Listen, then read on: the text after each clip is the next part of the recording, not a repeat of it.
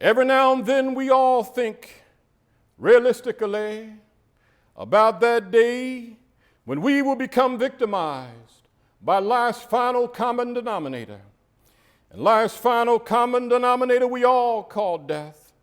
You know, I do this Martin Luther King impression because I used to stutter so severely, and I heard his voice on tape, and I thought, man, I would love to be able to speak like him, but I stuttered. And if any of you are around when I have to meet my day, I don't want a long funeral. And if you get somebody to deliver the eulogy, tell them not to talk too long. And if you wonder what I want them to say, tell them not to mention that I have a Nobel Peace Prize. That's not important. And tell them not to mention that I have 300 or 400 other awards. That's not important. Tell them not to mention where I went to school. I'd like somebody to mention on that day that Martin Luther King Jr. tried to give his life serving others. I want somebody to mention on that day that Martin Luther King Jr. tried to love somebody.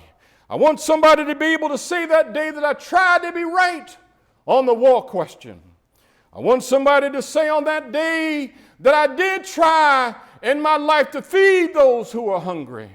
So I started learning his speeches. I heard them. I said, you know what, I'm going to play the tape back, and eventually I started memorizing all of his speeches, and it filled me with passion and desire to continue.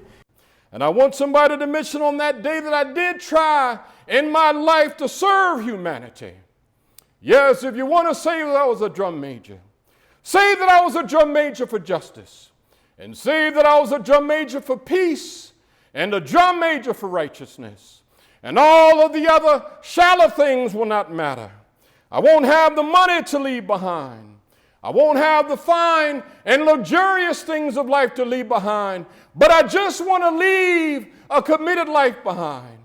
And that's all I want to say. If I can help somebody as I pass along, if I can cheer somebody with a word or song, if I can show somebody that he's traveling wrong, then my living will not be in vain. The cadence, the timing, it's almost like you're singing, but you're not.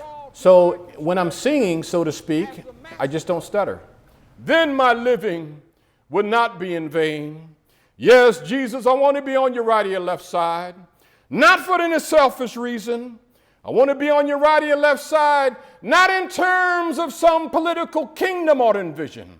I just want to be there in love and in justice and in truth and in commitment to others, so that we can make of this old world a new world.